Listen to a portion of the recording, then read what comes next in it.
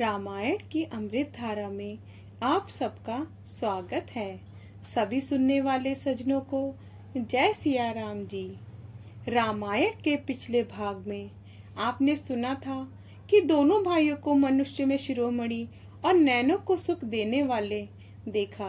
अब इसके आगे से धनुष यज्ञ, रामायण बालकांड भाग 11। सियापति रामचंद्र जी की जय, पवन सुत हनुमान जी की जय, उमापति महादेव जी की जय, जय जय सीताराम जी। दोहा। नारी बिलो कही हर्ष हिये, निज निज रुचि अनुरूप, जनु सोहत सिंगार धरी, मूर्ति परम अनूप। सियापति रामचंद्र जी की जय, मूर्ति परम अनूप। सियापति रामचंद्र जी की जय। स्त्रियां हृदय में प्रसन्न हो अपनी अपनी रुचि के अनुसार देख रही हैं। मानो श्रृंगार रस बहुत ही सुंदर मूर्ति धारण किए शोभायमान हो। पंडितों ने प्रभु को विराट रूप में देखा, जिनके बहुत से मुख, चरण, हाथ, नेत्र और सिर हैं। जनक के सजातियों ने अपने अपने सगे परिजनों के समान देखा। जनक सहित रानियां उनको पुत्र के समान देखने लगी, जिनकी प्रीति वर्णन नहीं की जा सकती। योगियों को वे शांत, शुद्ध, एक रस और स्वभाव से ही प्रकाशित परम तत्व के रूप में दिखे। हरि भक्तों को दोनों भाई इष्ट देव के समान सुख देने वाले जान पड़े और सीता जी श्री राम जी को जिस भाव से देख रही थी, वह स्नेह और सुख तो कहा ही नहीं जाता। उस स्नेह और सुख का वह हृदय में अनुभव करती थी, परंतु उसे कह नहीं सकती। फिर कोई कवि किस प्रकार से उसको कहे। जिसका जैसा भाव था, उसने श्री रामचंद्र जी को वैसा ही देखा। दोहा। राजत राज समाज महु, कौशल राज किशोरे, सुंदर श्यामल गौर तन, विसब विलोचन चोर। सियापति रामचंद्र जी की जय, विसब विलोचन चोर। सियापति रामचंद्र जी की जय। सांवले और गोरे शरीर वाले, संसार के नेत्रों को चुराने वाले अयोध्या नरेश के कुमार राजसभा में सुशोभित हैं। दोनों के स्वरूप स्वभाव से ही मन को हरने वाले हैं। करोड़ों कामदेवों की उपमा भी उनके आगे तुच्छ है। शरद पूर्णिमा के चंद्रमा को लजाने वाला सुंदर मुख और कमल के समान मन भावने नेत्र हैं।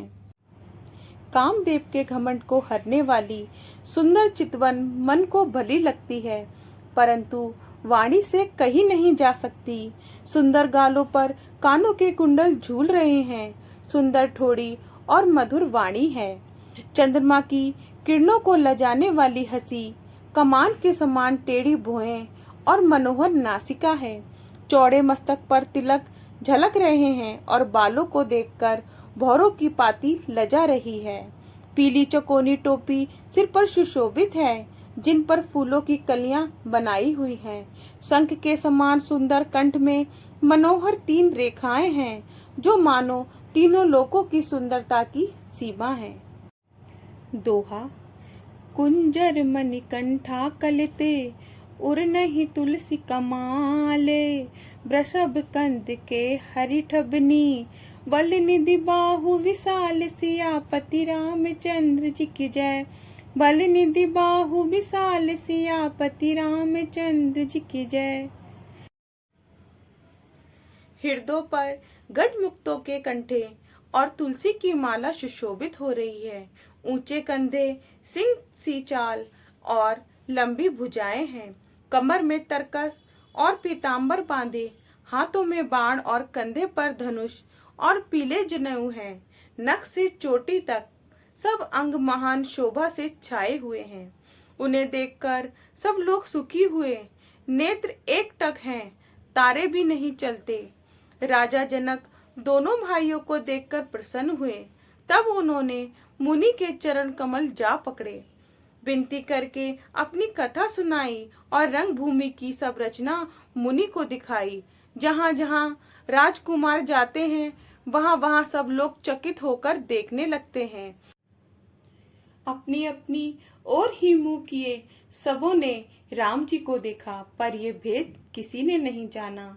मुनि ने राजा से कहा, रंग भूमि की रचना बहुत अच्छी है। ये सुनकर राजा बहुत प्रसन्न हुए और बड़ा सुख पाया। दोहा। सब मंचन ते मंचु एक, सुंदर बिसद विशाले, मुनि समेत दो बंधु तेह, बैठा रे महिपाल सियापति रामचंद्र जी की जय। बैठा रे महिपाल सियापति रामचंद्र जी की जय। सब मंचों में एक मंच सुंदर, उज्जवल और विशाल था। उस पर राजा ने मुनि समेत दोनों भाइयों को बैठाया। प्रभु को देखकर सब राजा मन में ऐसे निराश हो गए जैसे चंद्रमा के उदय होने से तारे मंद पड़ जाते हैं।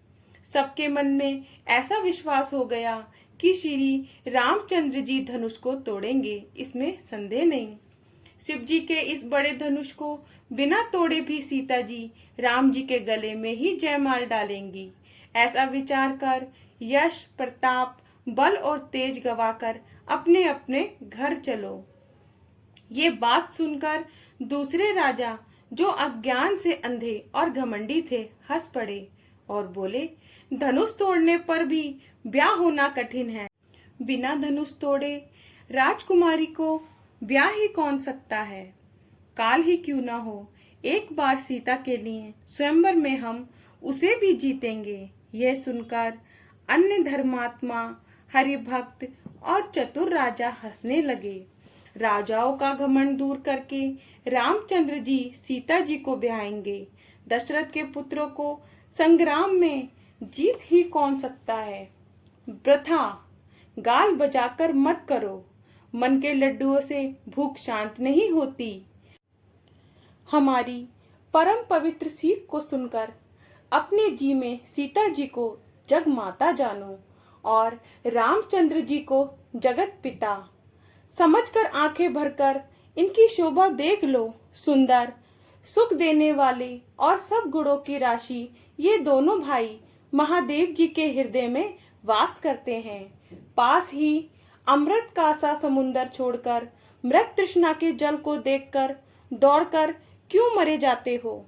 जिसे जो अच्छा लगे सो करो, हमने तो आज जन्म लेने का फल पा लिया।